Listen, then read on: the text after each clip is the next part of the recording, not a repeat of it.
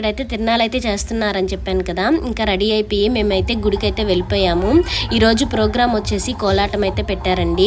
బాగా చేశారు, చిన్నపిల్లలైనా బాగా నీట్గా అయితే చేశారు. కానీ ఇక్కడ నాకు కొద్దిగా జోక్గా అయితే అనిపించింది. ఏందనుకుంటున్నారా, ఇక్కడ కుక్కను చూసారు కదా, ఇదైతే మామూలుగా కర్ర తీసుకుంటేనే వెళ్ళిపోయేది. అలాగే కోలాటం చేసేటప్పుడు కర్ర అయితే తీసుకుంటారు కదా, అప్పుడు అంతలావుని ఎగిరినా కూడా అస్సలు బెదరకుండా అట్టాగే ఇంకా బాగా చేయండి అని చెప్పేసి అక్కడ కూర్చొని ఎంత బాగా చూస్తుందో చూడండి. మీతో షేర్ చేసుకుంటున్నాను. ఇక్కడ వచ్చేసి కాసేపు అయితే ఉన్నాను డ్యాన్స్ ప్రోగ్రామ్ కాడ. ఇంకా 3 కలాగైతే దేవుడైతే అలంకరించి అయితే తీసుకొచ్చారు. ఈ సంవత్సరం అయితే అలంకరణ చాలా బాగా చేశారు.